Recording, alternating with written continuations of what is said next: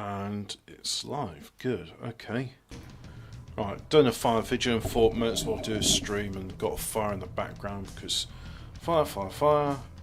New game, and we're gonna go for random, so we can have a pistol. Whoops. And instead of using Doom 2, I'm using the Plutonia word. And melee style. Tactical. Purist. Random. Could be anything. And we'll go with black metal. Yeah. And the bit which makes it nice and peaceful, IDDQD, there we go. I have the yellow. Oh, look at this, we got rain. I've not seen that before in Doom. So I've got myself a pistol.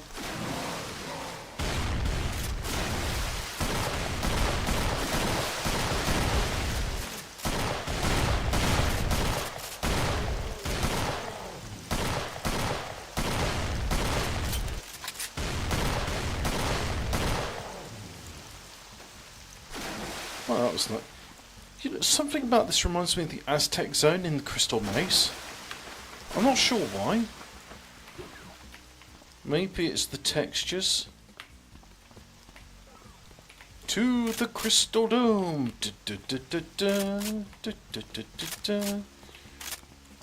Ah, yes, a good gun. And I got a grenade. They always make me grin, them grenades. But let's go around again, because I don't think I picked everything up. Yeah, see, I knew I missed something.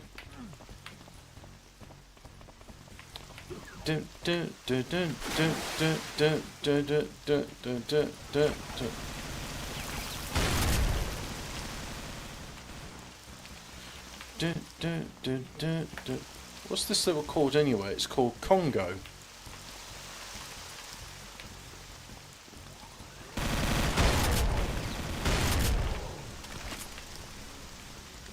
Little tables and chairs, very nice.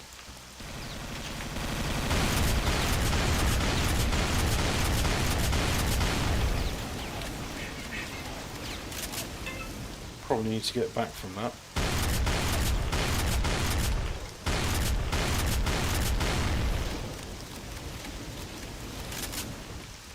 Oh, I've actually got...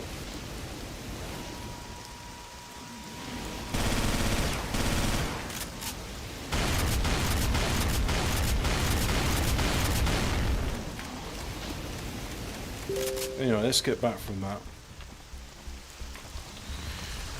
Oh, blimey, an archvile already.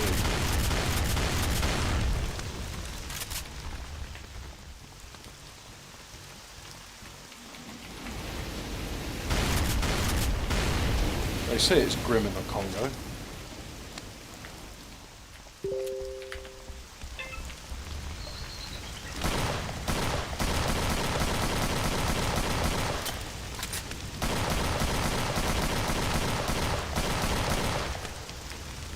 Anyway, that's that dealt with.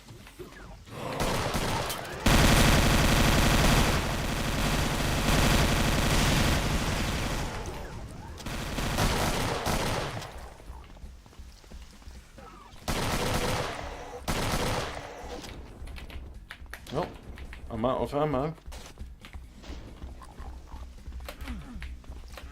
And I can't get up there.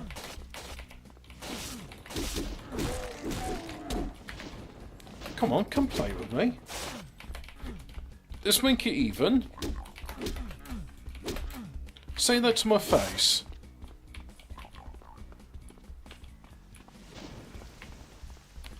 I guess this is the warehouse where Sally Strathers keeps all of her snacky cakes. Oh, what's that? You want me to punch you on the nose? Well, I did that. Wow, 20 bullets. That'll last a long time with a chain gun. Oh, shotgun shells. Don't mind if I do. I mean, those look like secret areas, but they're not. Hello.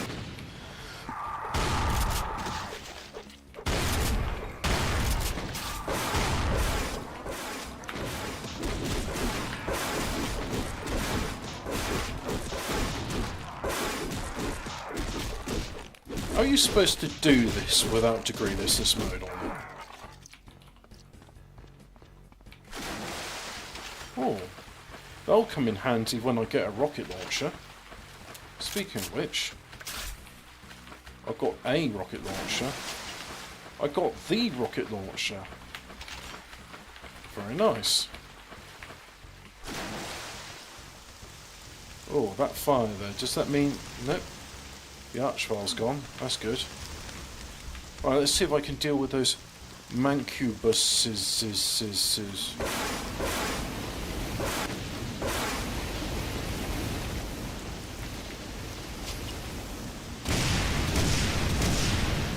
Nope, can't shoot through those, even though they can shoot through those.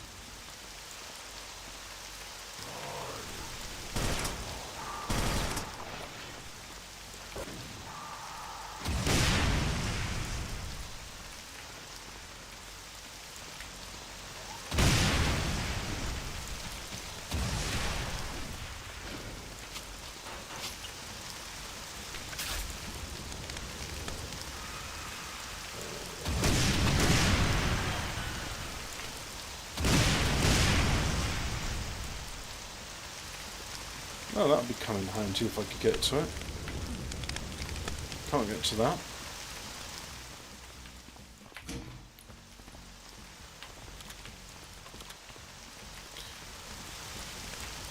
Ah, that opens it. Very good.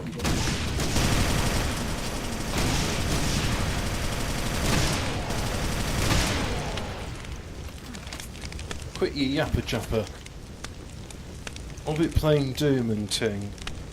Ah, yes, because we are in my ethnic land of the Congo.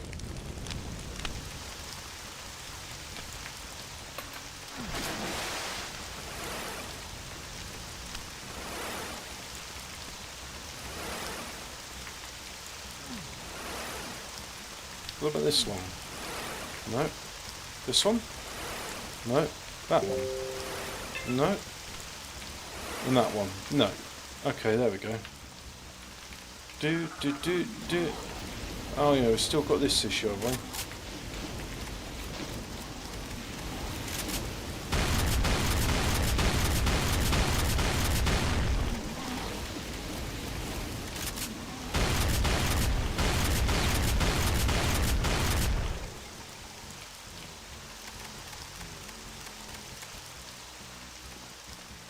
Right, that's that dealt with. That's a blue key card.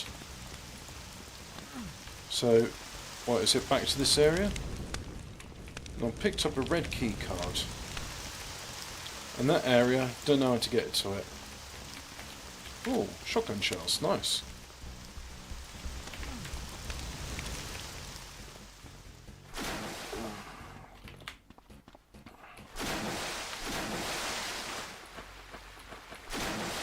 No, been here.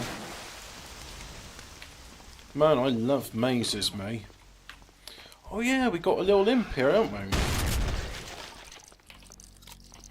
Well, we did have an imp here.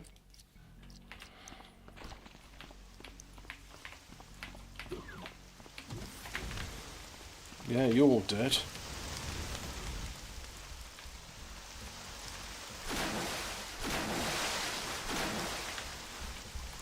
Let's go up here to see if there's a red... I mean, I can hear them walking about. Ah. Well, that's very nice.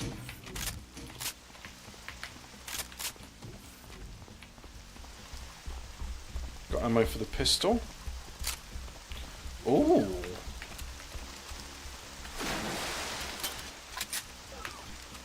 Very nice.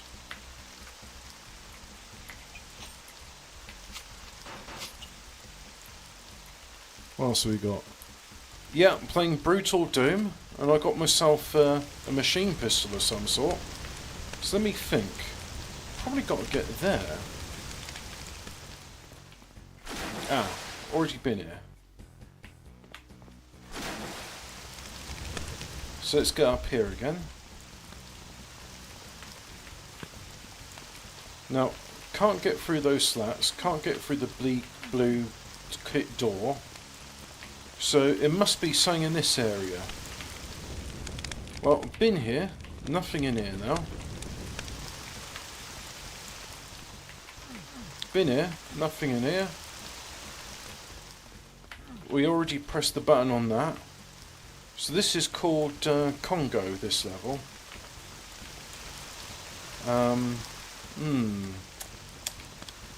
Yeah. Bit of a head scratcher. Don't really know what I'm supposed to do. Was hoping like, well, you know, if I'm playing a fan level it'll be easier, but no, it seems to be that the Doom design guide requires people to just make absolute labyrinths.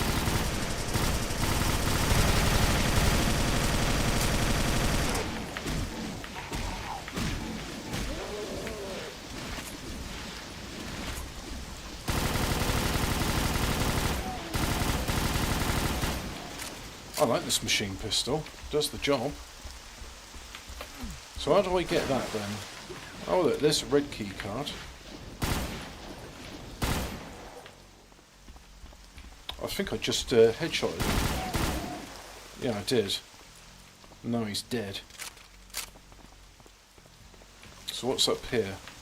Nothing. I got it. No, let's try that again. Build up a bit of speed, running up the stairs, and didn't jump.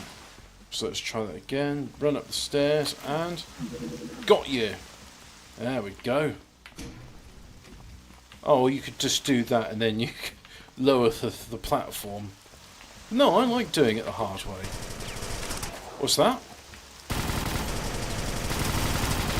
You want to die as well? Okay, I can assist you with your assisted end of life care.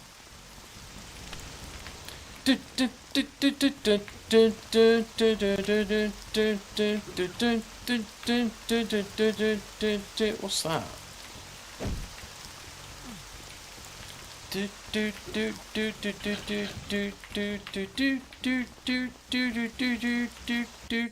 Oh, well that's it then. Nothing controversial happened in Belgian Congo, just a bunch of lazy natives got upset that they were asked to do a decent day's work. And you know the worst thing about it as well? It wasn't for the Belgians' benefit, it was for the natives' benefit. And they were like, ooga booga, we like living in squalor and filth. And the Belgians were like, no, seriously, you know how like you think it's brilliant in Europe? That's because we actually work to keep the place tidy and functional. Ooga booga, but we want to die from malaria. Well, you can do that when we're gone. But whilst you're here, you're going to clean out this drain and you're going to build a road. Ooga booga.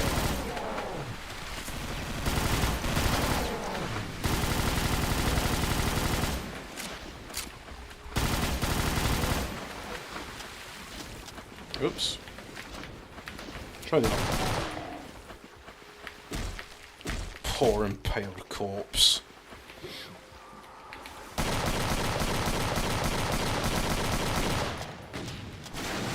Well, that's that done. So what's this called? The Well of Souls. I'm sure I've heard of the Well of Souls somewhere else before. You didn't need your head anymore. That looks like an openable thing, but it's not. Oh, look at all these skulls. They're cool. Hey, this looks like some sort of, like... It's supposed to be a monster corridor, right?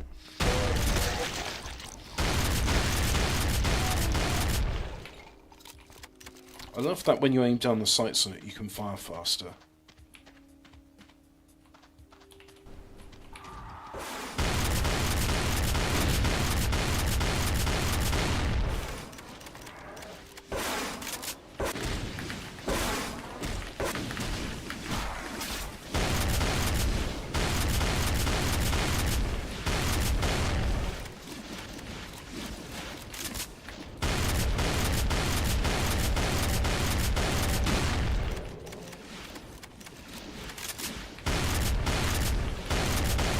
Are you trying to fly away from me? Ah, that's verboten. I didn't say you could do that. Well, I need a red key card in order to throw that switch. Well, I can throw that switch. That's cool, right?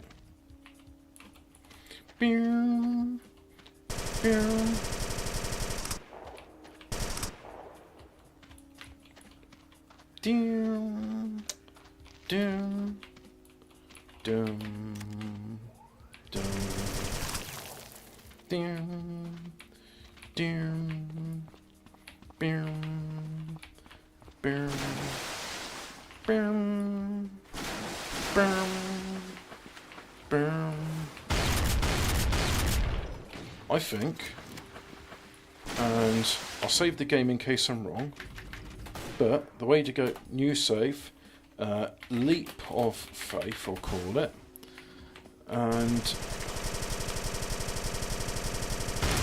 stop that. It's very annoying, because the reason I'm calling this save a leap of faith is I get to here and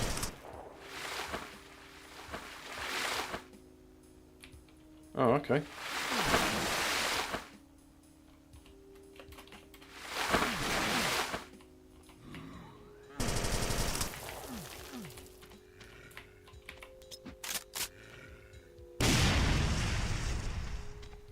So, I mean, I've thrown the switch there. What else am I supposed to do? Like,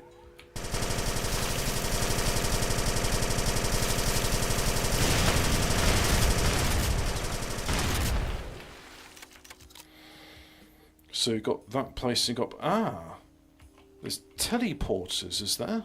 Well, let's try out the teleporters. Okay, that's teleporter 1.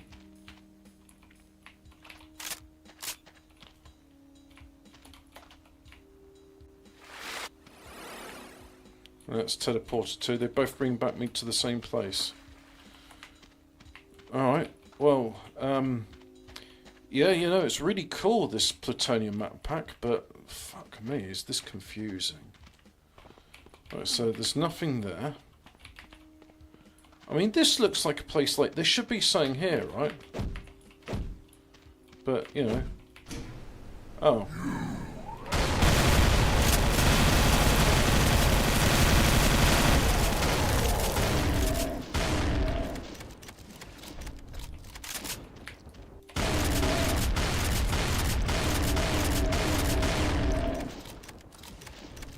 Oh, a birthday cake of skulls.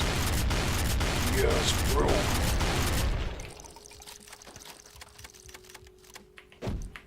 Kick the cake. Press E on cake. Nope, that doesn't do anything. So what happens if you need a yellow key card to throw that switch? Alright. Oh good, I love crushers. Yep. Just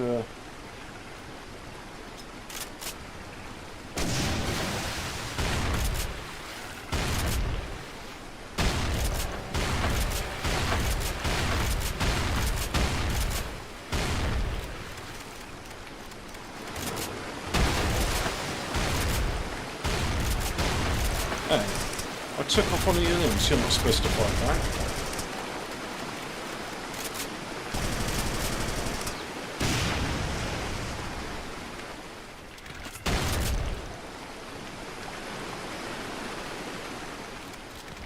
It's cool, right?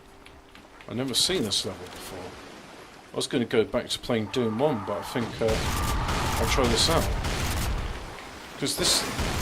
I mean, this is practically a new game.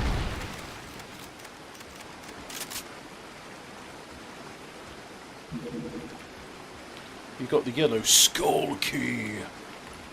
Is there anything there worth picking up? Don't think so. Can't get there, so... Oh.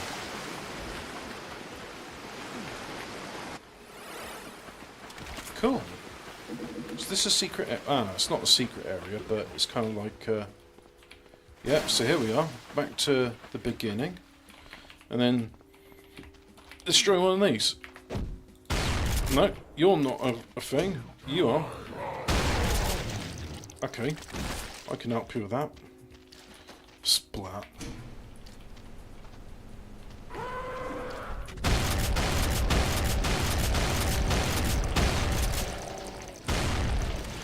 Come on, Baron of House. Oh, yes. Don't mind if I do. You don't need those arms anymore. reach out for your diseased demon heart. Ah. That's how we deal with those. Oh, that's a yellow skull key. What does this open? Oh, cool. Oh, I need to throw the switch in order to do that. Alright, okay. No, you die. What are you, oh, I don't know what you're doing. Splat.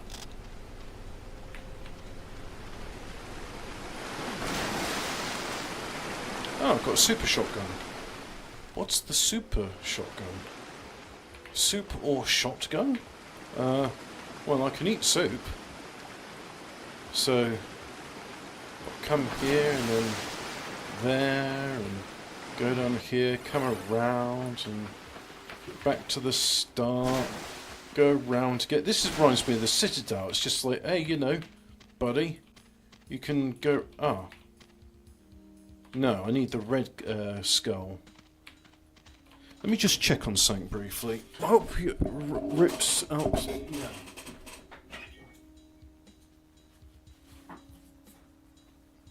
God, my fire is struggling today.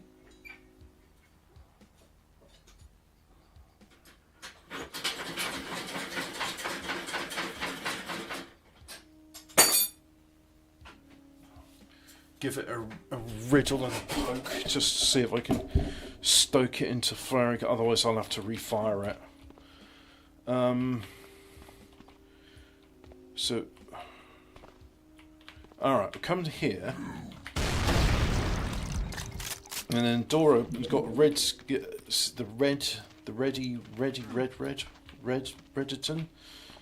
And then I think no, it's not here. So it's the one where I have to go up the stairs, that's it. So let's go up the stairs. Like so. Oh, nearly fell down.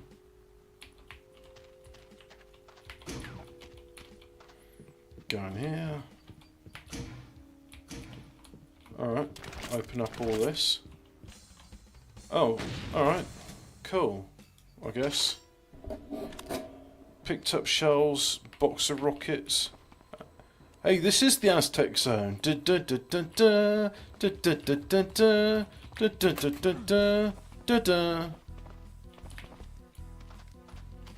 Oh, let's play a physical game, shall we? A physical game.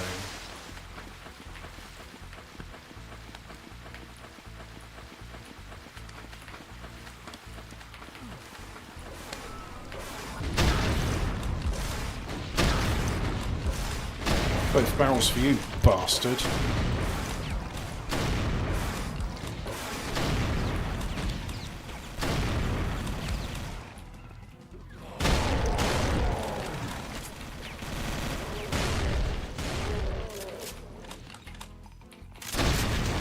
Oh, didn't need to do that with you, but never mind. Yeah, both barrels. Richard O'Brien and his harmonica. Apparently, originally, the whole reason he did that was just to amuse the cameraman, but then they said, yeah, keep rolling, keep doing those bits. So he just kept doing those bits.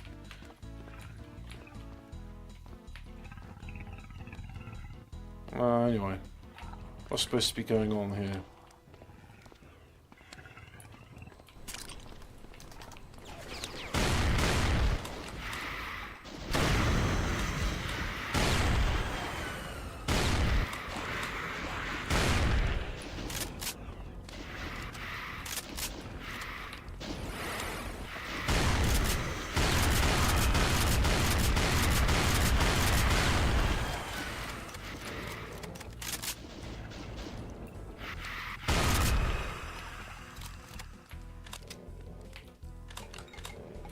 Reload one barrel, very nice.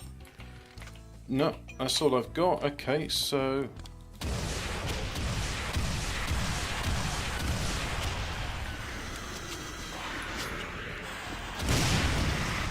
I hate pain nonsense.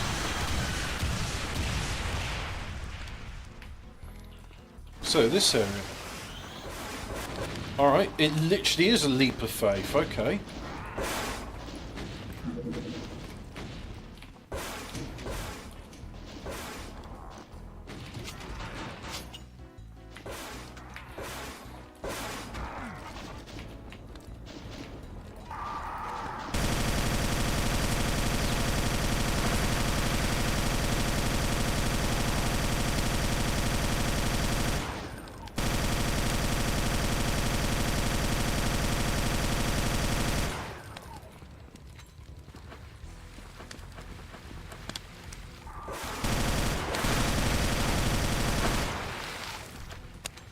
Yeah, you didn't need it. Oh, that's weird, isn't it?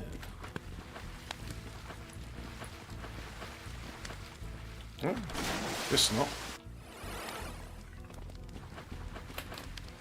I was trying to see if let's see if I can leap onto those ledges. The answer is no. Okay. Right. Oh, really? Oh, that's a bit lame, isn't it?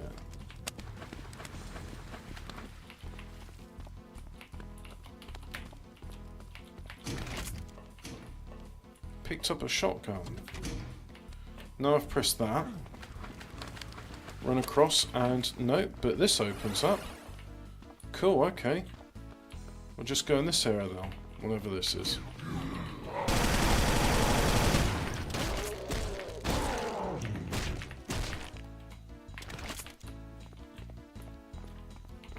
Oh, giblets, very good. Right, but now what do I do? Go back to this area? Let's try going back to this area.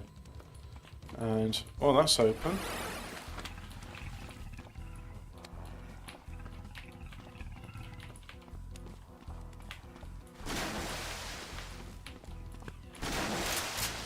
Shotgun! Yay!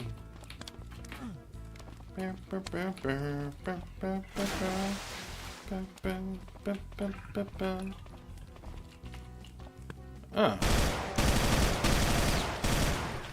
I thought there was something down there.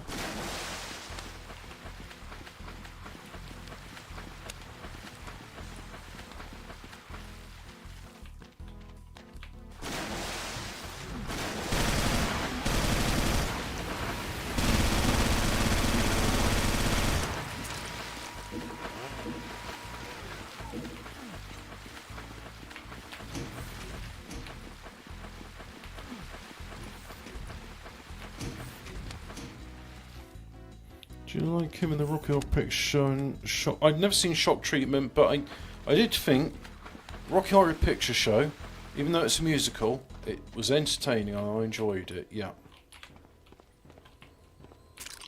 Hey, nice. Rocket launcher!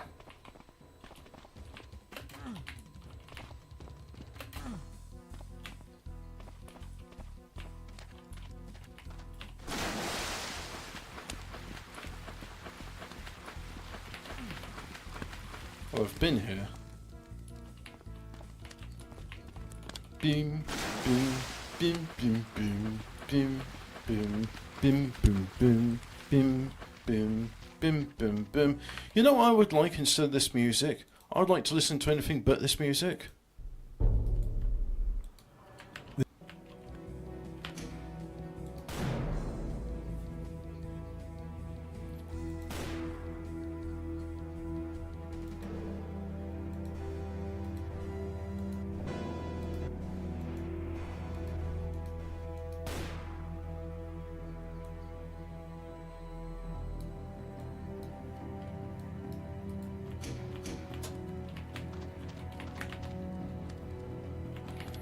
So I haven't been this way much.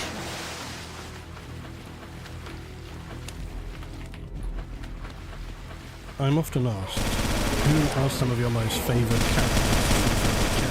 I've listed plenty before, some of them not even of your period, but if you've never heard of the Astartes known as Enver Ha, you're greatly missing out. While Ha is undoubtedly typical of many Astartes during the heresy, who were consumed entirely by their confusion, hatred, guilt, and above all else apoplectic rage, He stands above many others who would choose to scour their legion markings from their armour, save perhaps the occasional Imperial Aquila or other marking of importance to themselves. Very often this extended to also removing all of their colour entirely from their armour. For there is no greater symbol of the darkness that befell humanity during the heresy than the Black Shields. Transhuman warriors driven to the brink of insanity by the battles that slaughtered thousands of their brothers, or the actions of their leadership in turning traitor, often with they themselves returning from some mission or small-scale campaign to discover in horror their legion had not only murdered their own, but turned I'd also against recommend the Emperor himself. Blimey, I'm The overdrawing Black this. Shields are one of the most Interstate tragic and 60. revealing aspects of the heresy. For the Space Marines were so noble and proud before the Interstate fall, 60. they held each other high, Interstate spoke of their 60. traditions, their connections to terror There and we go. humanity. They built I'll turn bonds, down saw the themselves thing, as the highest volume form there. of human development. Their So I'm just powerful going to listen to a bit of overseeing 40k lore all, whilst I'm their in the game. virtuous mission to crusade and reunite So I don't know humanity. much about the They Black were Shields. his creations, and just as he stated himself to be still human, they were men also. Except they were not. To any mortal human, and even in the contemporary period of the Imperium, a Space Marine is a terrifying monstrosity. They are artificially designed, genetically manipulated, augmented, overpowered monsters that are entirely divorced from humanity. Their swollen, overpowered bodies, implanted and scarred, their immense battle brought crimson and war alone. The Astartes were always nothing other than a nightmare. Transhuman killing machines who would slaughter any who opposed the Emperor, any who opposed their command, their will, and they themselves could only ever meet their end in battle. Only in death does duty end. When the heresy destroyed their entire outlook, their entire world, there were many who could not accept the truth. Those who continued to hold some belief in that they were either sides of the Emperor or the Dark Gods. But for those who were so mentally destroyed to have all the illusions of what they ever were stripped away, they were the ones who could finally see the truth. And it consumed and ruined them. The War of the Heresy showed many Astartes the truth of what they were. Weapons of the Emperor's design, just as the Thunder Warriors had been, to be used and discarded, tools to kill and to kill very well. And with all their noble traditions burned away, with all their resplendent heraldry scoured from their armour, all of what had come before seemed pitiable. These were the Astartes left with nothing. Some without a Primarch, others without a Something I world didn't to think would tie be themselves possible to. in the Doom engine. They would become instead what their father designed them purely to be. Not men, not soldiers, not the masters of mankind. They fell into an all-consuming darkness Cool, and would okay. become pure, singular weapons of war, unclouded by their traditions, their structure, their hierarchy, their orders. Their only mission now is to kill as many of their enemies as possible by any means necessary, no matter the cost, and very often the slaughter that they would unleash was indiscriminate. Without the guiding hand of the Legion command structure to control and restrain them, Astartes who were divorced from their legions reverted to this form. Genetically engineered, psycho-indoctrinated warriors with superhuman abilities, their minds and souls tempered for war. After all, this is what they're designed to do. To kill, and kill, and kill, and never question it.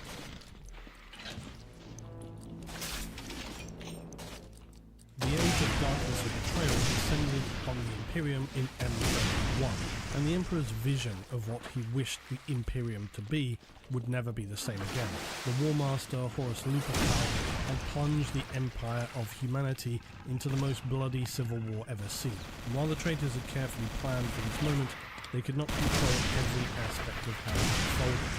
The turning of the traitors is often spoken about in very broad terms. The Sons of Horus, the Death Guard, the World Eaters. They fell, became corrupted by the power and the embrace of the Dark Warp entities. Except that this is, of course, not specifically the case. The heresy was not as binary that one legion turned and another not. It was far more chaotic and painful. Many Astartes did not die, and those were slaughtered by the traitors in diabolical traps set for them with no anticipation Many were outright executed, some took a stand knowing they had no hope of survival, but refused to lie down and become the puppets of warp monstrosities. Others fled or went insane or were overcome by grief, rage, and the confusion of the incomprehensible horrors that were unfolding. Those who were consumed by this and still within proximity of the traitors were most likely killed or captured. But others were off on specific missions, or just in a different place, at the time the main event began to be revealed. They had been absent, and may in fact have been for some time, for it was entirely ordinary during the Crusade that some Astartes were left behind on specific worlds to aid the transition and compliance. Others were tasked with assisting other Imperials, rogue trader fleets, or off on various missions to retrieve and discover archaeotech, other points of interest. So many of the Astartes among the legions were spread out quite broadly, not on a specific fleet mission all the time. In the early days of the Crusade, it was especially true that the legions operated as cohesive units under their legion's leadership and later the Primarch. Later, they would become ever more fragmented. Sub-commanders were dispatched across the galaxy for various missions, leading to the emergence of independent commands. Ordinarily, these would then return to connect with their legions once that was finished. But a significant number became stranded by, for example, the immense warp storm that was unleashed by the word-bearers, the Ruin Storm, in the Heresy, and so this kept many Astartes isolated. But these smaller pockets of Astartes, which could often still number in thousands, carried almost total authority to wage war and complete their objectives however they saw fit, and when they were unable to reconnect with their legion, they just continued to do so. And these individuals were often also not subjected to the slow, steady, pervasive corruption that poisoned the minds and souls of their brothers within the legion, who were continually around the Primarchs, continually around their warrior lord brothers on the battleships of the Astartes fleets. So when they returned or learned of what had occurred, for those who had been away for some time, they did not recognise their legion at all, and for those who would come later, the truth of what occurred destroyed them in every way. The engulfing flames of the heresy spread across worlds, star systems, and entire sectors of the galaxy. As the traitors' campaign spread, ever more despicable horrors were reported. Disorder and panic were everywhere. Armies of millions fled or were annihilated as communications and orders were muddled, absent, or made deliberately false. Entire planetary populations abandoned their worlds as the War Master's brutal campaign consumed all in its path. Many of the loyalist legions were trapped or isolated, and so could put up barely any defensive support to the sectors loyal to Terra, and many fell without seeing any external aid provided to them. There is always significant interest in the beginning and the ending of the heresy. Much is spoken to in terms of those specific legions who turned, and those individuals who carried out the critical objectives in what would unfold. Or those in the background who would reveal truths essential to the fall or eventual survival of the Imperium. But less is said about what takes place between those 2 points of inflection. And for the key moments that are, usually again, these relate to very specific core characters and extended Astartes figures of note. But unsurprisingly, few records or accounts exist related to the broader, more miscellaneous victories, defeats and tragedies that befell many thousands of worlds who lay in the path of the traitors, or simply upon those worlds who believed that the Imperium was going to fall and they could exert their will however they saw fit. So the stories of worlds which had little importance other than for those who lived upon them and which were transformed from prosperous new lights in the empire of the Imperium soon to be twisted into blasted, irradiated, scoured war zones. The battles saw millions it's called dead, Luetin which in 09, saw them draw and it's militias 40k and conscripts Astartes from the Black entire Shields. population taking arms to fight untrained with little hope against the horrifically overpowered Astartes who would without mercy or restraint break and maul the human populations. The creations of the Emperor unleashed the horror of transhuman monsters, designed purely for war and domination. These battles remain unrecorded, perhaps because there was no one left to record them, but perhaps also because the Imperium did not wish to remember the pitiable efforts of those souls who were so brutally exterminated by the Emperor's own creations. For the destruction upon these worlds was total. The betrayal of Horus cast a terrible shadow across the nascent Imperium of mankind, and for any worlds which lay in the path of darkness, They were soon to be rendered from exhibits that saw the light of progress Oh no, into come on, blackened ID wastelands. clip. Front lines could not be held, no response was sufficient to make any stand against the traitors. In rare instances where some form of final stand were made, it was largely thanks to reinforced defences at the heart of a fortress city, geographically unique positions that enabled a defence not to immediately crumble, or it were thanks to those with the willpower, strength and genetic adaptation How do to we do so. get there, then? This last element being the still loyal, but often mentally broken Astartes of the shattered legions, or the remnants of loyalists and traitors. While many planets were wholly consumed by the conflict, there remained many smaller yet equally bitter wars raging, where pockets of isolated sub-commanding Astartes were strong, yet these also were but they were far too removed from the rapid battles and part of the War Master's terror, also because many who fought bravely and to the last were simply never to be seen again. Whatever survived of their destroyed ashen remains may have only been discovered decades or centuries later. There were survivors, though, who had completed their tasks or encountered outlying traitors or consolidated forces to make a stand and emerged victorious. Some of these Astartes would eventually return to the broader conflict, rejoin their legions, but there were many more who were not, nor could not be, who they were before.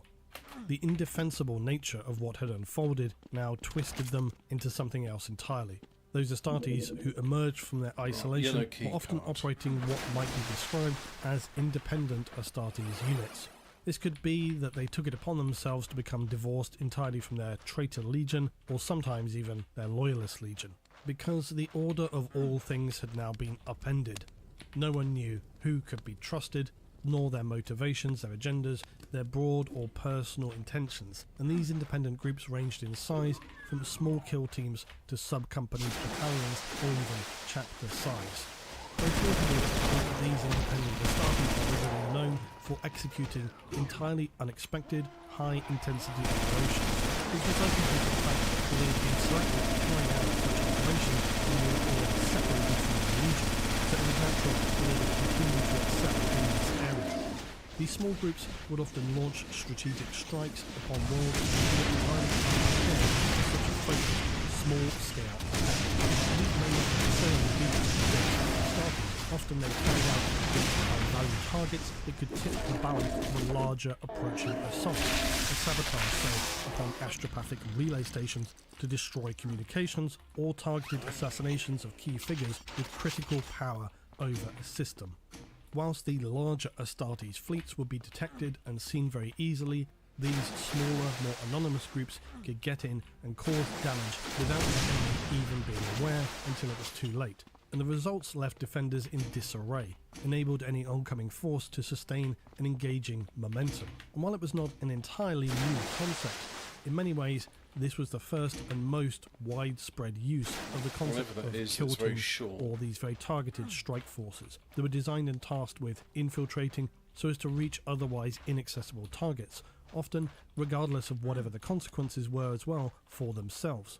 Previously, during the Crusade, of course Astartes teams may have made small assaults against planetary infrastructure or targets that would aid them generally in their missions. But the way in which these new strikes were carried out often lacked a wider supporting force, and in fact more comparable No idea what to that does. Astartes' Deathwatch kill teams in M41. The vast majority of these operations remain absent from historical documentation. Only critical examples are noted, like for example the assassination of Magister Carpath of Constantinium, who had declared the entire Viridius sector for the War Master in the middle of Year 7 M31. As was commonplace of the absurd claims made by human despots who ruled over their worlds or systems with a ridiculously unearned do scale I of get power there? and a self-imposed I know, grandeur but this is authority, new. Carpath claimed their defences to be Cool. as unbreakable as those upon Terra, and that no attacker would ever penetrate them. Soon after, a strike force of loyalists reached the heart of his immense fortified city and executed him as he kneeled below his false throne in front of the entire court of the sector, who bore witness to his humiliation. What remains often unaccounted about this instance is that, as was often seen during this time, there was the recorded how presence do I get of to that Iron switch? Warriors Astartes, standing alongside those of the White Scars and the Dark Angels. Not something to have been unusual perhaps before the That didn't heresy, work. but this event took place Bugger long me. after the 4th Legion I'm out of had turned ideas. against the Emperor. It's a rare recorded example of Iron Warriors Astartes who remained loyal to the Emperor. In other instances, such as the defence of Nagathar, which saw scattered Astartes, including a maybe there's contingent something of in word the, bearers in the seeking yellow refuge zone from I haven't warp's spotted. turmoil. While Nagathar remained untouched by the storm, the word bearers aimed to subjugate its populace, prompting Imperial Fists and Dark Angels to intervene and save millions from the horrors that would have been unleashed upon them. And this was common to see these more isolated, small-scale groups of Astartes all across the galaxy engaging the enemy wherever they were found, and not just in the major battles of the documented heresy.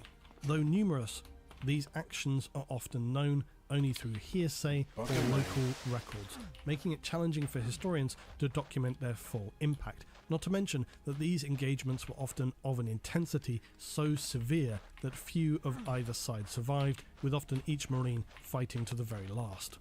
One other notable figure is Assault Captain Rosius of the Ultramarines, tasked with Pathfinder duties ahead of the ill-fated 933rd Expeditionary Fleet under well, Iruka seriously, Gilliman's I command, can't remember a him role that before. would later spare him, though, from the catastrophic events at Calth. Rosius's assault company was far out from Ultramar and had seized Wait, a Sons of Horus really? strike cruiser at Plutol. Oh, Shortly okay. after, this cruiser then ambushed and disabled a Death Guard transport at Terrax, so that's how we later get to this attacking area. a Traitor Mechanicum fueling station at Spota. But at this point, there are no further records for at least half a year of Imperial chronology, and a year within the heresy timescale is a significant. The main cruiser is reportedly emerging, leading a fleet at Taurius, 3,000 light years distant, with still Rosius commanding now a multi-legion force of over 3,000. His final engagement was at the Dithovan blockade, an extraordinarily intense battle against traitor forces stranded again by the Ruin Storm, which resulted in few survivors on either side. Now, whilst not necessarily broadly significant in the wider context, this is very typical of the fragmented records that existed during the heresy. Ships, named individuals would punctuate the more significant recorded battles. Groups would disappear, being very small in number, and reappear with significant forces, with little explanation as to how that had occurred. They would often be seen leading different forces of wildly varying scale, mixed forces of different Astartes who would attach themselves to one another as was practical, necessary, or out of pure desperation. While obvious that the heresy saw such situations and events, it's just important to rescore how chaotic, unpredictable, and often entirely random the movements, engagements, and direction of the Astartes legions were in the heresy, because it ran entirely contrary to everything they had seen so far, and was often entirely disturbing, alienating, and unsettling for them to have to work with different legions, those they did not know, that they did not trust, and even those whose legions were traitors, whilst they themselves would say they were loyal. For some, this whole disruption would prove altogether too much. The concept of belonging to a legion at all just collapsed mentally Okay. for them. They saw no longer any purpose to remaining true to their original legion. What was the point of this when brother turned against brother, loyalist legions mixed with traitors who fought against their own? Nothing made sense anymore. For some, this just left them broken, shattered. And for others, they were consumed by this rage and suffocating desire to deliver upon their brothers, their brethren from the Legion, and even their Primarch, vengeance. What do you mean I can't open In that the bloody annals door? of the Age of Darkness, mysteries are shrouded by the veil of history. It is described as the Age of Darkness with good reason, for now only fragments of the diligent scribes exist, for those of the historiography to piece together. The most extreme example of those independent or shattered Astartes forces acting as entirely irregular units were known as the Black Shields. Where this term originated is unknown. It's even unrecorded as to whether these individuals who chose such a path described themselves as such. For these were Astartes who had entirely denounced their legion. They were anonymous, as was the banner they fought under. But this was a banner which bore no colour or badge at all. This was very likely by design, to confuse and conceal their allegiance or origins, perhaps as a tactical ploy, more likely out of a deep sense of humiliation. Where some have compared the Black Shields to the Shattered Legions, the two in actuality occupied different points upon a spectrum of irregular Legionis Astartes forces. The core difference was that where many of the Shattered remained true to their legion, in most Black Shield bands it was likely that even among individual squads they were composed of warriors born to different legions, and the identity of which in many cases continued to remain unknown even to their brothers. Why? Few would ask such a question, and even fewer would be prepared to give the answer. Black Shields engaged in battle against both sides of the Horus Heresy. When they first began to appear, again unspecified, but what records do remain have been traced to as early as the War for the Coronid Deeps. This is a highly industrialised, very strategically valuable region of space which contains masses of Imperial worlds, like for example Port Moor. A number of legionnaires were seen to emerge in battle here, clad in black painted battle plate, bearing no iconography other than the Terran Aquila, and were reported as fighting for the Loyalist cause. But they maintained a distance and stayed entirely separate from the Loyalist chain of command, acting entirely on their own cognizance. They ignored all communication, any specific accounts of their actions do not exist, or were destroyed, swallowed in the anarchy that was the Imperium's fighting withdrawal from the Coronid Deeps. In the shadowed depths of Eurosa's twinned gas giants, a harrowing saga unfolded. Ashen-skinned warriors with eyes as black as the void carried the mark of the War Master upon their otherwise unadorned Mark VI armour. They were seen to unleash devastation upon unsuspecting colonists, sending their vast macro-bastions hurtling through the molten crust, ensuring the fiery demise of millions. Many different types of Black Shield existed. Most were defined by their personal origins and the circumstances of their formation. Some were driven beyond their transhuman limits due to how severely consumed by grief or insanity they were at the War Master's betrayal. This caused many Black Shields to be truly terrifying to face in battle, even for other Space Marines. They acted with levels of emotion, ferocity and power believed impossible for an Astartes. Many were in fact so broken in mind and spirit they no longer recognised or acknowledged the mastery of any lord or authority. They waged war upon any and all they encountered, and existed in a state of broken mental fog, as if nothing mattered, and maybe that it never had. Having spent their entire lives dictated by order, rules, honour, such concepts had disintegrated before their eyes, and now they were returning to claim their own destiny, even as the Imperium tore itself apart. Why won't that door open? All they could cling to now was to remain in control of their own decisions. It was common for Black Shields to renounce whatever their original legions were, and none considered themselves as belonging or beholden in any way to their Primarch or their Astartes brothers. Sometimes this was to enable loyalists marred with the misfortune of belonging to a traitor legion an opportunity to repent in the eyes of the Emperor. For those broken from their traitor legions, or of course there were also those individuals among the loyalists who turned. There may be others who simply felt that they had failed in some way or allowed the heresy to take place, and for them this deep shame is to conceal. This is actually an important fact to remember in the contemporary history of the Imperium. The way the heresy is often described is ordinarily quite binary, and this is likely deliberate to minimise what was already an abhorrent section of Imperial history. But despite how it is often told or described as there being simply two sides, traitor legions and the loyalists, the reality was far more chaotic. While it may be true to say that both of the legions either turned traitor or remained loyal, they all had groups who splintered to the other side. There is famously a Raven Guard who joined the Night Lords of all things, and even ascended to Skyrim, and the less said about the Dark Angels, the better. But many legions were missing previous elements, or who simply went missing during heresy. The truth is always far more grey than history would want us to believe, and for the Astartes during the heresy, this was no exception. So whether it was for more personal reasons or deliberately to mislead for strategic purposes, any who would separate themselves from official legions commonly obscured their colour in some way. Some repainted their eyes black, others just scoured to be bare metal and ceramite. But important to distinguish that these were not the Knights Errant, who of course famously knew no designation other than the bare grey ceramite in the Marble City. At least one group scorched their armour in the firelight of some forgotten feral world, renouncing their heritage, leaving their armour purest black.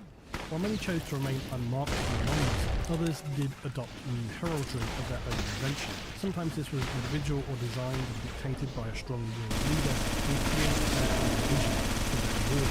Some even maintained applied camouflage patterns to their armour, a practice only rarely observed among the legions. Most Astartes wore their white colours proudly, the concept being that they had nothing to fear, not their enemy nor death itself.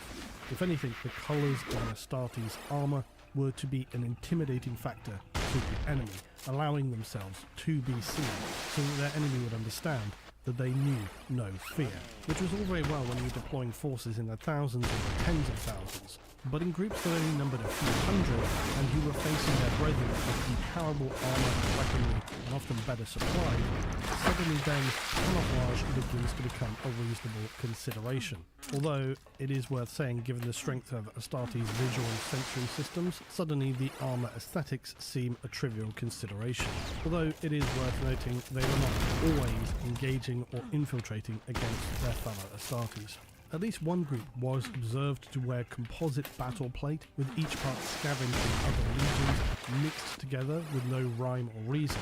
The sea green vambrace, taken from a slain legionary of the Sons of Horus, worn next to a bone-white gorget torn from the corpse of a defeated World Eater, for example. And this again is a largely forgotten or uncommonly noted reality, that as the years of the heresy progressed, ever more of these blackened or strange unknown Astartes forces, some bearing previously unseen colours or strange armour configurations, were recorded fighting across the entire galaxy. In one instance, a haunting spectacle transpired. Warriors adorned in discordant heraldry, their armour stitched from remnants of fallen foes, the ragged warriors plundered the stasis arsenals of an Imperial sanctum. These then same stolen dimensional weapons would be unleashed upon the Sons of Horus at Iantana Minor, the result cataclysmic horror, consuming loyalists and traitor alike, their armies consumed by the bizarre ancient weapon which continued to tear an entire planetary continent asunder. And this was another part, again, of the heresy which is not always entirely documented, that the strange, bizarre relics from the Dark Age of technology would be unleashed with horrifying consequences for the Astartes and human worlds alike.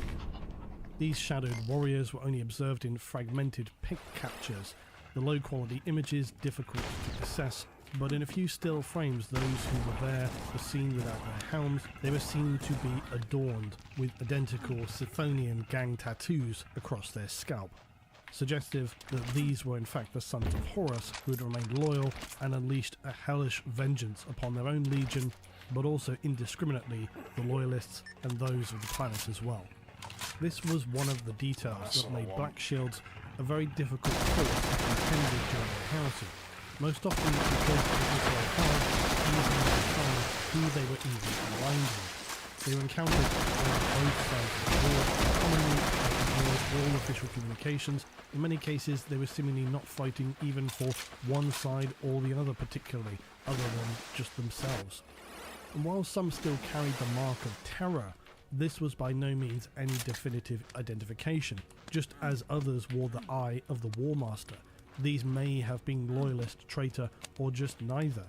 Groups of Black Shields were often even seen working toward the same goals whilst wearing both markings for Terror and the War Master. None were part of any coherent chain of command either, and while they were seen occasionally to align with the strategic aims of one side or another, they also engaged in actions that may have easily undermined a broader strategic goal that they could have no knowledge of. The Black Shields never followed nor sought orders from outside forces. They did not contribute intelligence or coordinate battle plans. This extreme difficulty in both communicating with and having these groups comply with Imperial edicts meant that as the heresy progressed, and especially in its aftermath, it was often the default conclusion of the current council that these groups were designated as little more than murderous pirates and renegades, concerned only with claiming their own goals. In many cases, this may in fact have been true, but more often, they were simply so damaged by the impossibility of what had taken place that they were living of all reason. And while they may have operated on some level of fighting toward a cause, it was certainly true that Black Shields were both unpredictable and almost impossible to cooperate with. So while those among the Shattered Legions attempted to knit themselves back together into something of a coherent force, the Black Shields by comparison were a random mess of completely individual directions. Some ruled over with an almost Xenos-like preference for the strongest member leading the assault. Most groups disregarded entirely any concept of rank or chain of command. They disregarded and abandoned much of the formerly necessary roles that existed, like equerries and praetors. It's fair to say they were in many ways one of the significant elements of collateral damage that occurred within the offences seen during the heresy. While some may have been attempting to repair the damage the traitors had caused, others were absolutely only concerned with carving their own petty empires, enslaving any and all who were too weak to oppose them, believing loyal order to be no longer relevant, and for many it was as good as having turned traitor. It would certainly be true that as time progressed, some would slip further into the grip of the Dark Gods, but who maybe had been unable to fully admit to themselves that this was the path they had chosen. In terms of numbers, it was determined that Black Shield groups rarely numbered more than 1,000 or so warriors. In some instances, they were seen at maybe a few thousand, but several hundred was most common, or even down to as few as a single squad. The Black Shields were some of the first Astartes to wield mixed wargear. Unlike how the larger Legion forces had fought, squads were now seen to carry a more versatile selection of equipment, likely as there was no one around to tell them otherwise, and they could indulge in personal preference. Such squads became known to other Astartes as Marauders. In terms of assets, they were often severely limited though. Most had access to some form of a warship for space travel, either a Legion vessel or a lesser voidcraft captured during the course of or subsequent to their formation. Astartes escort vessels and strike cruisers provided a combination of assault vessel and base of operation, being both large enough to transport the group, plus whatever vehicles and landing craft they had managed to preserve or acquire. Most Black Shield forces were certainly assaults against a medium defence or outlying world. And most crews on starships, as is even true in the contemporary Imperium, are usually bonded to their masters, and the shipmasters bonded to their Astartes. So it was not unusual that the human crews remained loyal to the actions of their superiors. And in the example of many Legion serfs whose loyalties were simply transferred to their new lords, but many others had willingly just thrown in their lot with the outcasts or been forced to do so by cruel circumstance. Which was again true also of the traitors in the heresy. Many who served may not have agreed, but were forced to go along with them. Of course, any who had any real courage and loyalty to the Emperor would choose death. One defining aspect of Black Shields is that they were often seen to be led by an individual who possessed a truly fierce presence, who weathered the horrors seen unleashed by the traitors, but who now sought to drive their own destiny, and inevitably individuals with such an aura keep others along with them. Right, so not the red one, the white one. Their strength remained mostly invested in infantry that's how to elements. do it. This was largely out of necessity, due to the fact that they were completely isolated from logistical support, and so any materials required for heavy support... I see what you mean, it does sound a bit like Sargon, doesn't This it? was very problematic, and it significantly limited the types of operations that Black Shield could engage in, despite some fielding a decent number of staff. What's called, for example, were difficult to secure and recover, and so were not commonly seen used. They were more likely to be used strongly and fire rifles deployed to the surface of the world. Unlike other Astartes, they were seen to regularly strip enemy equipment and materials to resupply them. While they got entirely unseasonably to deploy machinery such as tanks, dreadnoughts, and the like, these would only have been used on critical missions and only when they could recover or resupply. And of course, small groups of Black Shields were considered the best resources and were lucky to have any vehicle support at all. Entirely unsurprisingly, many were bitterly resentful of the fate that's some fallen the bullshit. galaxy. Others, though, enthusiastically embraced this new existence and relished the chance to prey upon those weaker than themselves and for that which they considered their right. And this reflected a common trait seen among Astartes toward the later period of the Crusade, Whereas some understood that they existed to serve and protect humanity, others believed humans to be inferior and that they were the ultimate human form. The stations themselves should lead humanity, which was of course something the Emperor was well aware of, and why he had noted himself that they were designed for war, not to follow after. Again, never explicitly stating, but always my belief that the Emperor fully intended to kill off at least a significant number of the Astartes, as he had with the Thunder Warriors, and the potential to kill them had been intended all along, but that it simply unfolded not how he entirely specified or wanted, or even sooner than was conceived. Within the Black Shield, they identified several distinct applications. Beyond the already noted core alignment of traitor, loyalist, or those who were just indiscriminately unaligned, there were the renegades of disavowed and down. The most difficult to identify in terms of number were those who remained loyal but were of the traitor legion.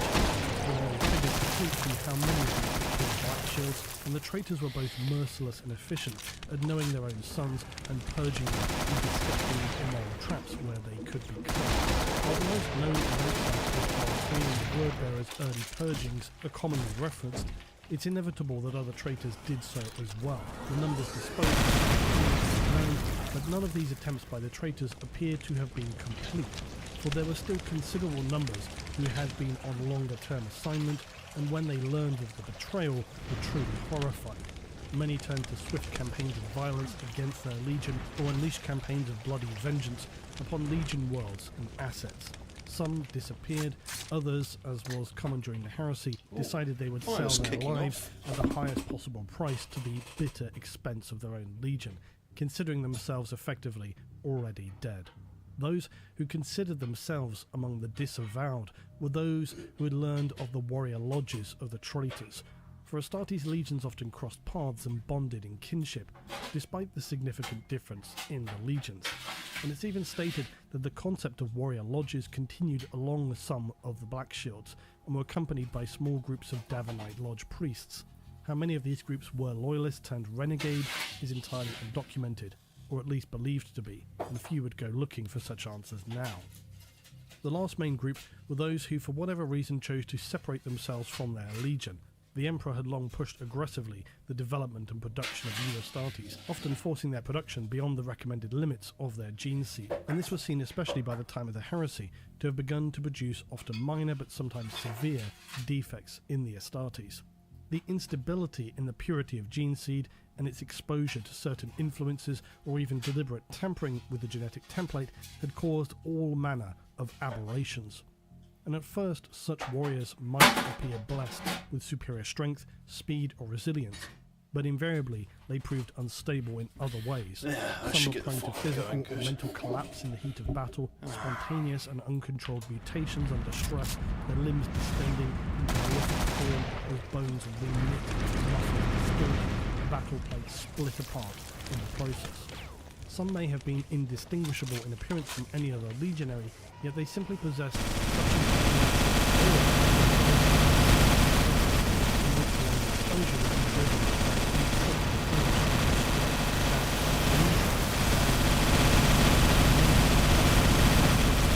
Sorry, won't be able to hear what's going on in this world.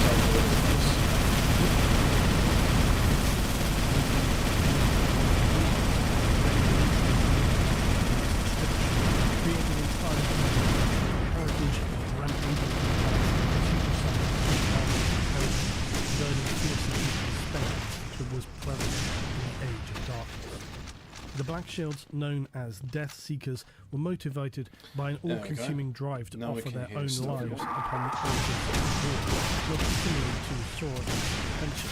These Astartes had become mentally unstable, either as a result of witness or endured through brutally enforced accelerated psycho-indoctrination at the behest of the Emperor, and since the outbreak of the heresy, death had become the entire centre of their being, either as a blessed release, sought for atonement, or programmed obsession. But they would not meet death vainly, nor will they give their lives easily. Taking as many of the foe down with them as they can, the Seekers of Death would stare it firmly in the eyes, and through sheer force of will or other malign influence, they're able to shrug off otherwise debilitating injuries as they abandon themselves to the chaos of battle. And this is a category that Endred Har would very much fit within. There are also those Astartes who, having seen betrayal, atrocity and unthinkable carnage at the behest of distant and uncaring masters, have become significantly hardened veterans, which, considering how hardened Astartes already are, is saying something. These individuals will have survived against all odds and now trust only in those next to them in the line of battle. Not their superiors, not their commanders, no overarching plans of a legion. These brothers will fight and die and strive to see another dawn, but not for some great cause or their Primarch. The lies, the whispers of lords and princes alike, for them they have nothing but scorn. Many others were just psychologically purged and contaminated by witnessing the depths to which both sides of mankind's civil war had sunk to in order to destroy the other, having seen atrocity after atrocity, planets rad and unpurged.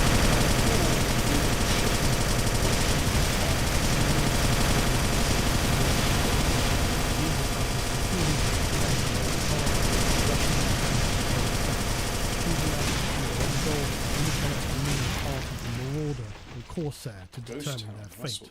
One of the most miserable iterations of Black Shields were those known as the Chimera. During this darkest time for humanity, they should not have existed. Some of them were failed rapid seed implantation or extreme cyclone. Others were the product of prohibited mixed gene seed experimentation or other influences of unnatural force. Most commonly, these creations were an attempt to design their way out of the war and win a genetic breakthrough that could gain a decisive edge. A goal which for some meant all guardrails no longer existent. All who attempted this soon learned the folly of their error. The product of such experimentation were at best unstable or unpredictable, while others succumbed to irreparable madness or debilitating cancerous mutations. Others saw them gifted with aberrations terrifying to behold, but that were ultimately fatal. As with so much of the Heresy era, little outside the core events went recorded, and of the accounts of the record, many of them were prevented or destroyed in the flames of war consuming the entire Imperium. Of the Black Shields, there exists even less documentation, and where they are recorded, the majority of each accounts of police actions or a rare few that can be attributed to historical encounters. Most, though, are fogged by historical obscurity. But this does not erase the fact that the ferocity unleashed by the Black Shields left an indelible mark upon the Heresy war, shaping it at a local and wider strategic level.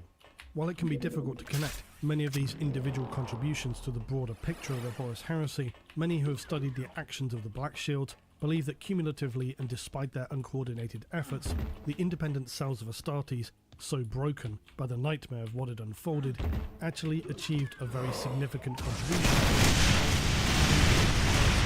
But no matter how small their actions may have seemed when placed against the greater battles, they all furthered the heresy's ultimate resolution.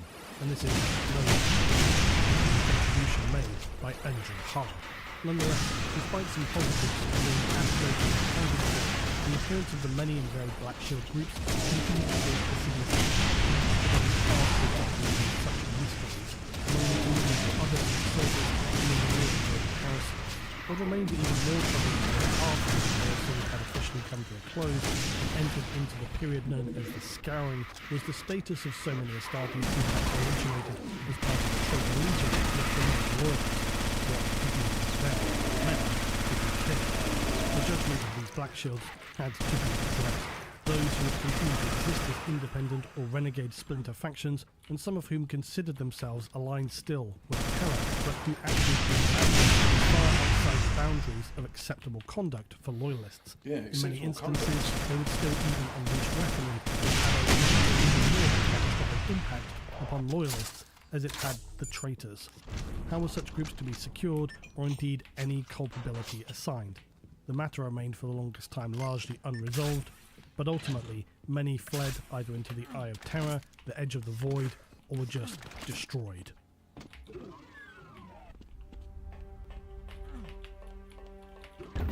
Endred Har was an immense bulk of Astartes, known as the Riven Hound. He epitomised unyielding loyalty and unwavering resolve as a former praetor of the world-including Legion of Space Marines. He is in many ways an incredibly simple character in the grand scheme of 40k, but for me he is an amazing character purely due to, as I noted, the purity and sense of focus and purpose of what the Black Shields were. He hailed from the inaugural cohort of initiates cultivated on the hallowed grounds of Terra itself. His origins predate the very nomenclature shift that would later christen the 12th Legion as the formidable Warhounds. Indrid's journey commenced before the fateful rediscovery of their Primarch Angron upon the Crucible of Nyssria. But when Har would finally be confronted with the harrowing descent of his legion into treachery under the banner of the Warmaster during the nascent stages of the heresy, he chose to forsake his brethren, initially marshalling a formidable force of Astartes in the ongoing struggle against the traitors. But it would be amidst the aftermath of the incursion upon Duat that Har forged the irrevocable alliance with the stalwart forces of the Loyalists. This crystallized in the form of an unbridled, all-consuming rage, not entirely surprising as an Astartes of the World Eaters. But with his warband, he would traverse the stars, engaging the forces of treachery with unrelenting fury and resolute determination, etching a saga of renewed valour during the Age of Darkness. But with all that said, Har was still known for being an entirely brutal commander. He even killed those who questioned his orders, and his singular focus was to kill the Warmaster or die trying. Indrid Har was part of a trio of 3 battle brothers within the first company of initiates the 12th Legion raised from the Imperial Generals by Terra, and this was long before his brethren had even taken the name of Warhounds and would see the rise of Angron's Eaters of Worlds. He had become the sole survivor of that era, a bygone relic, possessing a controlled ferocity that was observably distinct from his legion's late iterations. Perhaps because of his early origins of Terra in the developmental gene labs, Har was unusually massive for a space marine, but still possessed a swiftness that defied his stature, and this even prompted speculation among notable apothecaries like Fabius Bile as to the source of his unique genesis. It was surmised that Har's early implantation imbued him with traits divergent from the standardized Astartes process, rendering him a singular entity amongst his brethren. Something that during the heresy, these kind of benefits were often experimented to try and replicate, as we said earlier, and that those such as Bile would later continue to attempt to replicate in their own works. In one of his early notable feats, Har would emerge victorious in single combat against the Thunder Warrior during the Cerberus insurrection, displaying his typical prowess to withstand his peers. And the defining aspect of Har was that unlike many of his kin, he in fact rejected the butcher's nails upon the Legion's reunion with their Primarch. Because Har's savagery stemmed not from cybernetic augmentation, but from an intrinsic wellspring of primal fury. His resilience amidst adversity seemed almost unnatural, as was his ability to survive wounds and kill lesser individuals. He would depart from the Legion after the events upon Nyssria, with Har embarking upon a clandestine crusade orchestrated by Malcolm the Sigillite, thus shielding him from the devastating events that would unfold in his absence. As Malkador even seems to observe, so few of your kind truly understand. Warriors make for adequate butchers, but poor killers. And you are the killer among the killers. And this is something that proves much of many Black Shields. So upon learning of his legion's treachery in Isstvan III, Har disavowed his allegiance, ultimately finding himself then incarcerated out of many within the confines of an imperial prison. Driven thus to the brink of madness by the revelation of his legion's betrayal, Har embraced the mantle of a Black Shield, relinquishing all power for the legion and swearing an irrevocable death oath to its own city. When he escaped, he would gather together the remnants of disparate legions to form the Fangs of the Empire. Black Shield unit comprising survivors from the Death Guard, Iron Warriors, and the Laser Guard. Together, they would wage a relentless crusade against traitors and seek retribution for crimes carried out in their legion's name. After a failed attempt to secure weapons that could be used against the traitors, namely 3 Ordinatus Ulator terrifying machines of war rarely deployed by the Mechanicum, Har and his group were forced to retreat and withdraw. and this was typical also of Black Shield units. Their numbers and their capabilities were limited, and they were not always successful in the ambition of their engagements. So this conflict on Xana 2 had drained the resources of the Rivenhound. Now desperate for supplies, weapons and reinforcements, Har set his sights on Duat, a recruitment world for the 12th Legion. The World Eaters had established a stronghold here consisting of 3 dark water nodes. Primus for recruitment, Secundus as an armory, and Tertius for refueling and maintenance. Wow, And really here he would imaginative discover names there. one Praetor Apothecary Calibos. He'd been left upon these worlds, and Calibos thought that if he could give his legion enough new warriors, then Angron may bring him back amongst the ranks of the legion. But instead he is left to rot here, surrounded by feral humans, barely able Courtyard? to speak Low Gothic. What But does the that mean? presence of Calibos, Got it with the the steam apothecary, carcass was of fortunate for Guardian with Har, its death you've as he was wrestled, not only a blah, brother of the blah, 12, something but or also other. the closest he could approximate as having been a friend of Har. A rarity for someone whose life so far in personal disposition. The confrontation that followed was one of the many thousands of similar tragedies that were untold throughout the Age of Darkness. But upon seeing the twisted creation Calibos had been created, strongly unstable and twisted, and they were far from anything from cool starters. Har could see that Calibos had seen a sense of reality, and was appalled by the creatures that his friends had created. And bringing down a slim hope of being able to turn his friends to his side. But it was entirely clear that the apothecary loved that carried out on the project of his legion. Har was forced to kill his friend, and actually come up with a greater weapon than whatever Calibos Har had to obtain.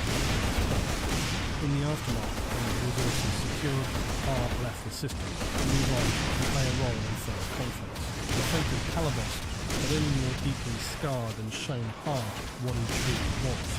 A weapon that even fight, blend, and tear, and devour its enemies. They laid course for age-long effort at the Battle Nice of Beta skybox, Garmin. by the way. The story is yet untold, but that we may soon know in I more mean, detail. that's quite pretty, isn't it? Mountains and all this stuff. What is recorded within Imperial history is that Har would meet his legendary end fighting below the Saturnine Gate during the Siege of Terra. The kill teams had been hunting down and slaughtering traitors, having abandoned now any sense of glory or overwhelming victory. The Siege of Terra was progressing to a truly destructive scale, and a path to achieving victory over the traitors was appearing ever more elusive. It had devolved now into a war that was simply Just about leave them shedding fighting blood. amongst They themselves. fought for survival or the savagery of mutually assured destruction. In the depths of the Saturnine Gate, there was little ranged combat. There were little tactics or refined strategy. It was about raw brutality and slaughter. It was about taking another's head and slamming it into the stone Sneak walls of past the palace again and again until they were dead, and then smashing it a few more times for good measure. And this was a level of combat and intensity that Har levelled in more than many others. Straight butchery of traitors was all he lived for. So when the opportunity to get his fists red with the blood of the Mourneville was reported, it was a chance he would not be denied. Oh, okay. The Sons of Horus had attempted an underground infiltration, for they had believed this to be an oversight, a less well-defended elite in the massive battle occurring on the exterior. As they were soon to discover, they would be badly mistaken. The fighting down here was close quarters, physically claustrophobic, and with little range opportunity. When Bolters did roar into action, there was a point-blank range, instantly followed by fist and curiosity, blade, smashing this enemies' helm and IDFA skulls into work. pulp, beam do weaponry you tore care through for? enemy, often 2 or more bodies at a No. time. Flame and plasma consumed traitors who died trapped within their armour like charred dead statues. Others torn apart by weapons of explosive force, leaving little more than their shredded remains. These kill teams below Saturnine were no ordinary Astartes though. They had the likes of Garrow, Sigismund and Har among them, who with his unquenchable rage and power fist would tear through the traitors, crumpling Terminator I'm armour really as if it were metal hungry. foil. But then they were to face not just traitors, not just Sons of Horus, but a member of the Mourneville, the first captain of Abaddon. Unlike some of his warriors who were comparable or lesser than these legendary loyalist figures, Abaddon was both fast and efficient for the size and resilience of his bulk.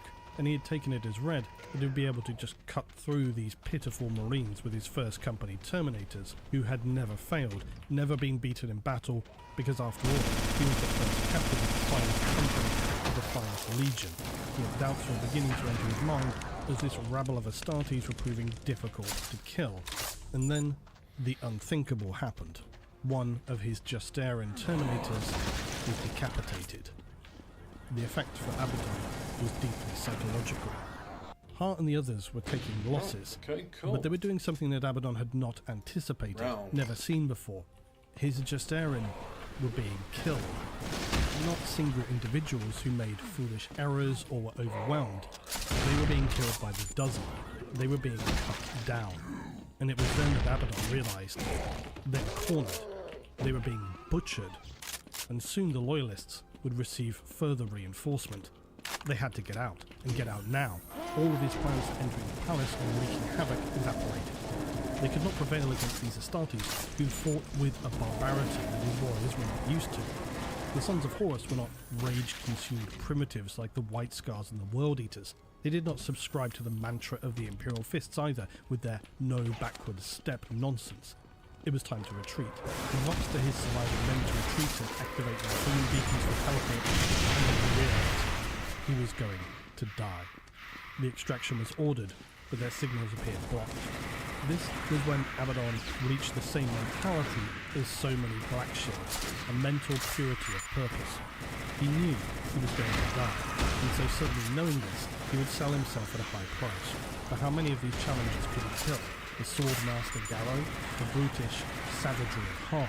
It was also the moment when Abaddon realised something that he would carry all the way through to M41.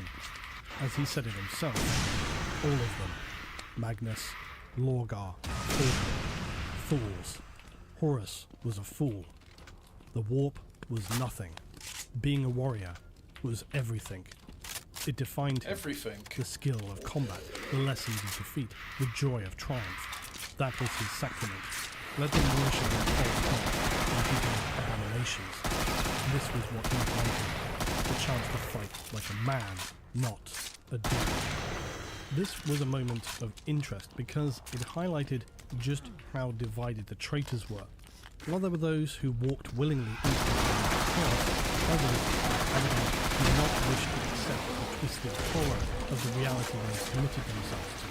Just like the Black Shields, Abaddon now fought against the Loyalists with no principle in mind other than to fight who was the best. No side, no good or bad. Imperial Fists, tactical Marines, there was no greater purpose than to fight within this killing chain. Just war and only war.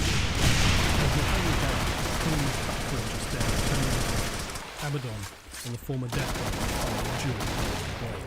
He dealt Abaddon 2 wounds and would have killed anyone lesser, but through an error of judgment, Abaddon slammed him against the stone wall, cracking his chest plate with an irresistible punch.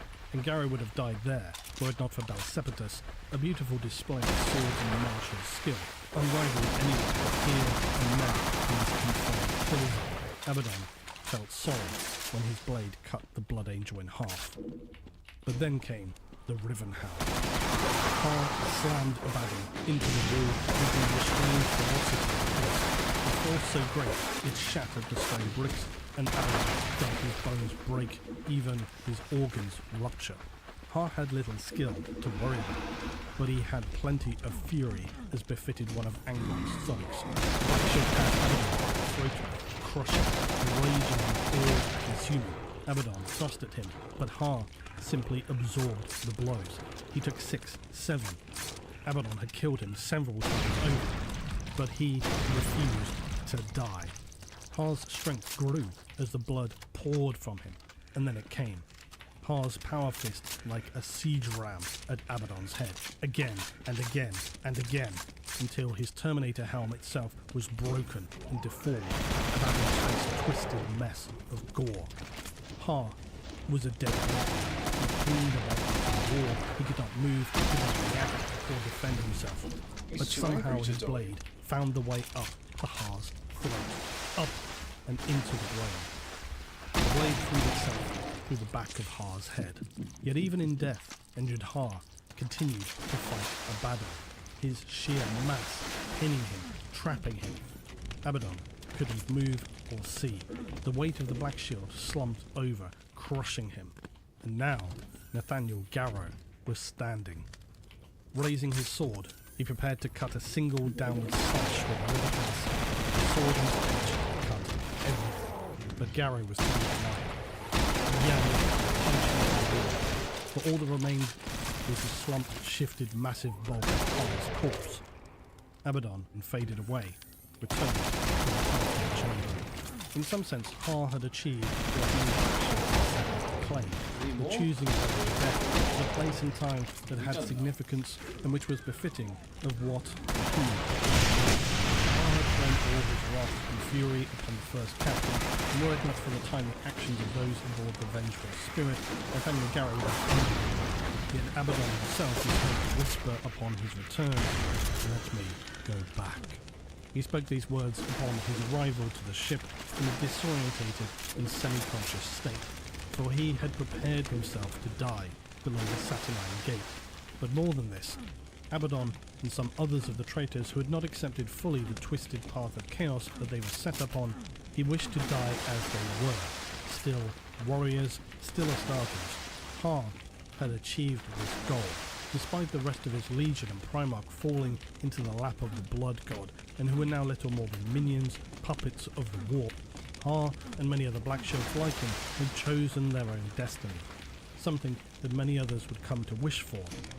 But for them all, it was already too late.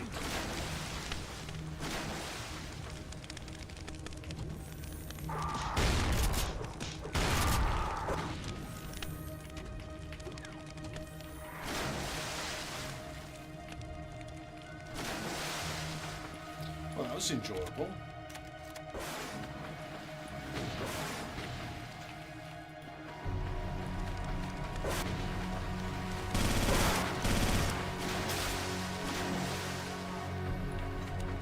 I sure hope you enjoyed that, because I did.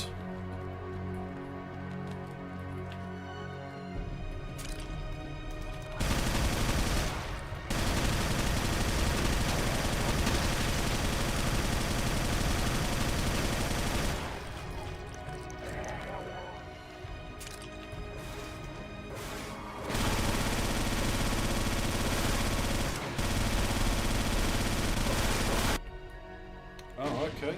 That's done.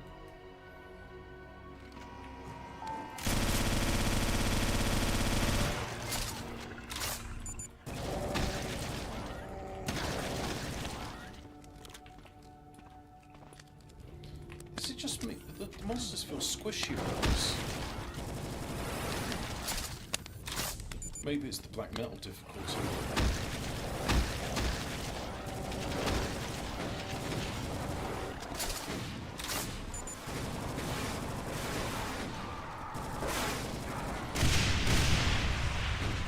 The Adepta Sororitas are a division of the Ecclesia, Oh, the one singular this is church interesting. of the Imperium of Man, which Calm guides the worship down and praise of your all bait and humanity switch. I watched that towards charm. They of the don't seem God to Emperor. eat many lotuses. The Sororitas, Indeed. who are more commonly known as the Sisterhood, serve a multitude of roles throughout the Imperium, ranging from the Order's Famulus, who act as diplomats and advisors to high-ranking Imperial agents, to the Order's Hospitaller, who organize and operate within the various hospitals and medical facilities across the galaxy. Whilst they perform many non-violent missions and act as a vital part of the Imperium, they are perhaps best known for their Order's militant, Get crushed, the get crushed, get Sisters crushed. of battle. That's it. There we go. The all-female coven of warrior women are famed across the galaxy for their unwavering faith in the Emperor, as well as for their ruthless efficiency in purging the many enemies of man, which they do so with a burning sense of retributive fury. It is a common mistake to regard the Adepta Sororitas and the Sisters of Battle as being one in the same, when in actuality they are functionally separate. Whilst yes, almost all within the Imperium will be familiar with both groups, the Sisters only act as the militant arm of the Adeptus Sororitas, who themselves exist as a non-military branch of the ecclesia. They are most commonly called upon to deal with issues of foul heresy, where the misguided and estranged citizens of the Imperium have willingly shunned the teachings of the God Emperor, all to seek out powers from tutors who lurk within the darkest recesses of unreality.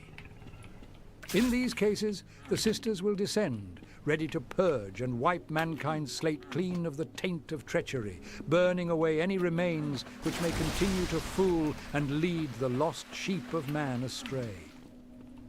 As such, the interests of the Sisters of Battle often has some overlap with that of the fabled Inquisition, who are infamous for their ruthless opposition to even the faintest rumor of heretical activity. Whilst they exist as separate organizations, the two groups have become rather intertwined. And as we will soon discuss, we will uncover as to the reasons why the Sisters of Battle have been appointed as the chamber militant of the Inquisition's own Ordo Hereticus. In any case, today we shall investigate the history of the Sisterhood. We will begin by learning of their founding tale, through to their turbulent role within the heretical reign of blood, before finally ending with their reformation, which solidified the Sisters of Battle into their current state. In order to understand why the Sisterhood was founded, we must first understand the landscape of the Imperium during some of its most corrupt and dark of times. The earliest records of the Adeptus Sororitas places their founding date as having occurred at some point during the 36th millennium, during a tumultuous period known as the Age of Apostasy. It had been preceded by a slow yet unrelenting expansion of the ecclesiarchy, which had grown from but another cog within the vast engine of the Imperium, to becoming perhaps the most influential and powerful group upon Terra.